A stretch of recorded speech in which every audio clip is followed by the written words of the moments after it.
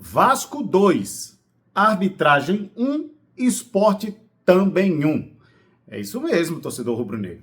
Mais uma vez o Sport perde com problemas da arbitragem. Terceira rodada do Campeonato Brasileiro da Série A, terceiro jogo com problemas da arbitragem, com pênaltis que foram marcados de forma irregular, vamos dizer assim.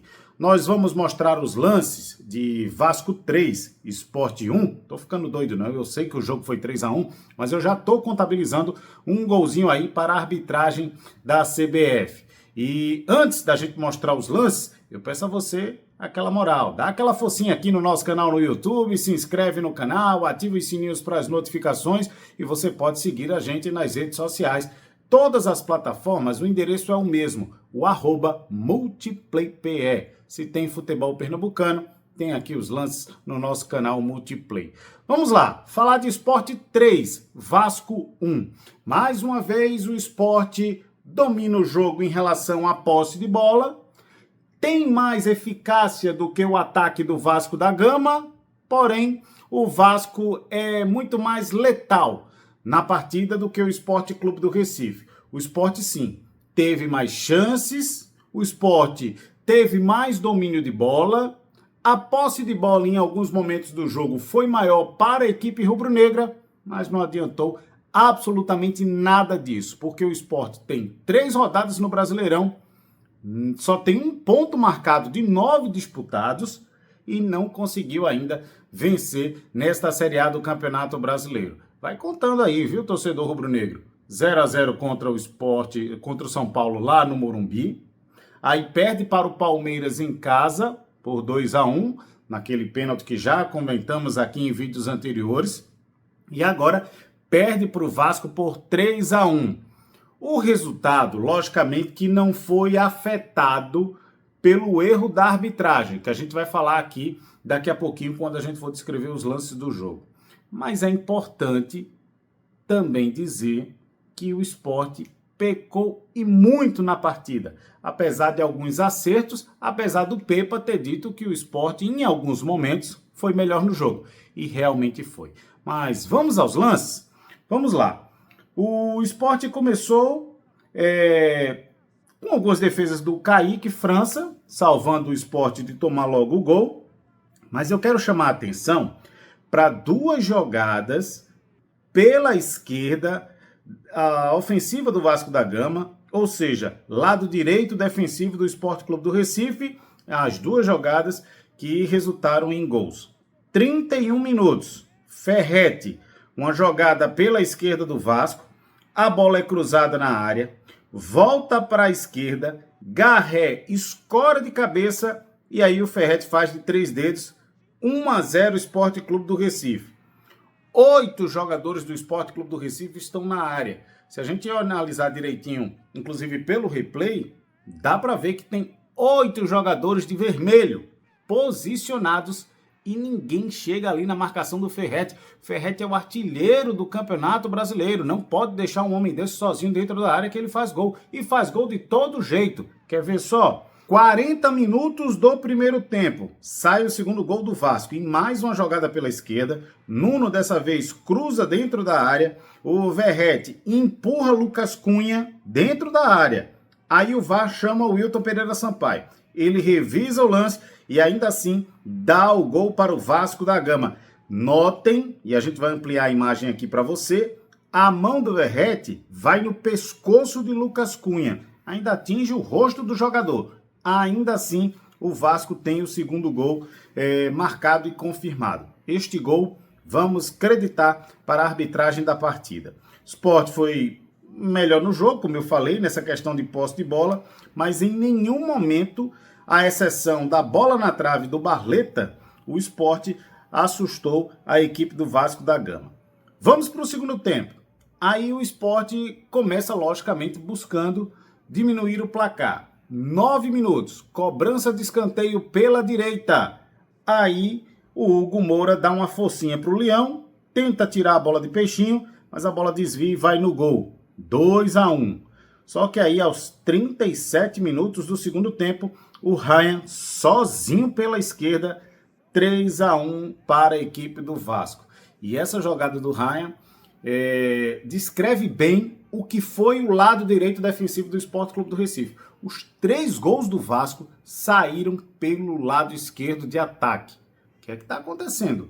Faltou o Hereda voltar um pouco mais ali no primeiro tempo para buscar mais a marcação, ampliar ali a marcação.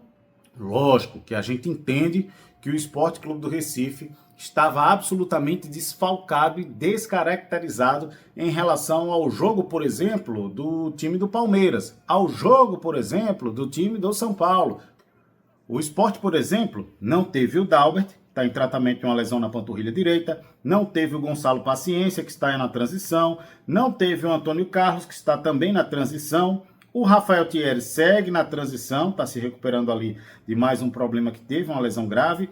O Igor Cariús está em tratamento de lesão muscular na coxa esquerda e o Carlos Alberto, tratamento de uma virose. Ou seja, em relação a jogadores que estão sempre na titularidade do Sport Clube do Recife, foram 6 desfalques. 9 pontos disputados, apenas 1 conquistado. Lógico, a gente entende que o Sport está sendo prejudicado pelos erros de arbitragem. Mas a gente não pode pegar esse jogo do Vasco e dizer que o resultado foi modificado por conta do erro do Wilton Pereira Sampaio, que não marcou falta de ataque no segundo gol do Verrete. Porque o Sport não adianta ter, como o Barleta até disse na saída de campo, não adianta ter posse de bola e no final não acertar no gol. E no final não vencer e não trazer um resultado positivo para o Sport Clube do Recife. É preciso acender já um sinal de alerta em relação ao trabalho do Pepa? É preciso ter um pouco de maturidade e paciência, principalmente para o torcedor, que não vê o resultado chegando, já pede logo mudanças drásticas, já pede logo a cabeça do técnico. Não é por aí. O Pepa, ele é esforçado. O Pepa, ele é trabalhador. Não há como negar isso. Pepa mergulhou no Sport Clube do Recife, está mergulhado de cabeça e está focado no trabalho. Mas o Pepa tem que parar de ser um pouco turrão. A gente sabe que para este jogo tivemos desfalques. Para esse jogo ele teve que mudar, por exemplo, um pouco da escalação. Chico de novo na lateral esquerda. Chico é zagueiro, apesar de já ter sido jogado ali na lateral esquerda, já ter jogado de forma improvisada. Mas não é o titular da posição, né? Sem Dalbert, sem Cariús, isso também prejudica um pouco. Apesar dos gols do Vasco terem saído todos pelo lado esquerdo de ataque e lado direito defensivo do Leão.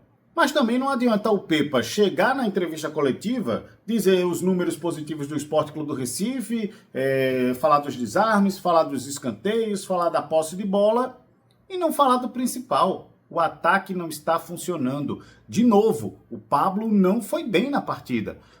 Lógico que ele saiu, foi substituído ali por conta daquele problema na virilha, mas o que está acontecendo com o Pablo? Durante o tempo que ele esteve em campo, também não rendeu. E olha que quando ele sai do banco de reservas e entra no jogo, é um Pablo. Quando ele começa como titular, é um Pablo que o torcedor desconhece. É um Pablo que acaba ficando irreconhecível.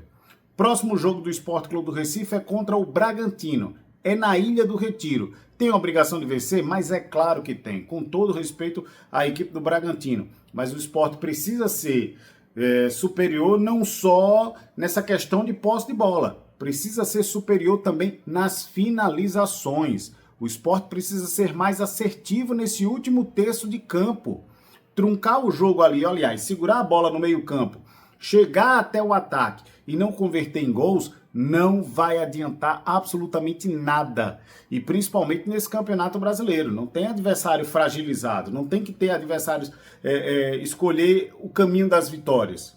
Tem que procurar vencer em todos os jogos. Logicamente que alguns adversários com um elenco bem superior ao Sport Clube do Recife, a gente entende que o Sport tem que brigar ali primeiro para não perder. Mas o Vasco entrou no G4, mas ficou provado dentro de campo que se o Sport fosse mais assertivo nas finalizações, se o ataque funcionasse melhor, logicamente que poderia ter um resultado diferente diante do Vasco, mesmo em São Januário, mesmo com a torcida ali, a torcida vascaína lotando as dependências do estádio São Januário, no Rio de Janeiro. Bom, vamos aguardar o próximo jogo. Eu aproveito até esse espaço que a gente está falando aqui de Sport Vasco, Sport enfrentando mais um time do Rio de Janeiro, para chamar a sua atenção para um vídeo interessante que também está aqui no canal. Esta semana houve uma polêmica por conta da postagem que foi feita pela FIFA, onde acredita-se ao Flamengo 8 títulos do Campeonato Brasileiro. O Flamengo tem 7, né? Se contabilizarmos 8 títulos, obrigatoriamente temos que contar o Campeonato Brasileiro de 87. E aí, essa postagem errada da equipe da FIFA, no Instagram, traduzido para o português, né? Acabou gerando mais uma polêmica do Campeonato Brasileiro de 87. E aí, nós batemos um papo com o advogado especialista em direito esportivo e membro da comissão esportiva aqui da OAB Pernambuco, o Fábio Sá Filho. É um bate-papo muito legal, falando sobre o erro da FIFA, as consequências que podem haver e acontecer caso o Flamengo volte a dizer que foi campeão brasileiro de 87, e eu já adianto que o Sport vai tomar providências no campo jurídico depois dessa postagem polêmica da FIFA, que é a entidade máxima do futebol. Então, dá uma olhadinha aqui no canal, no nosso Multiplay PE, que tem uma entrevista bem bacana com o advogado Fábio Sá Filho, e ele fala não só dessa questão da postagem, mas aí a gente faz um resgate histórico do que foi o Campeonato Brasileiro de 87. Tá aqui no nosso canal, eu aproveito e peço para você dar uma olhadinha por lá também. Aproveita e siga-nos nas nossas redes sociais, é o @multiplaype. Para você que não está inscrito aqui no nosso canal, dá aquela moral, vai, se inscreve no canal, ativa aqui os sininhos para as notificações. Esse e outros vídeos bem interessantes, as polêmicas do nosso futebol, as polêmicas envolvendo o Brasileirão da Série A, você encontra aqui no nosso Multiplay PE. Até a próxima, galera!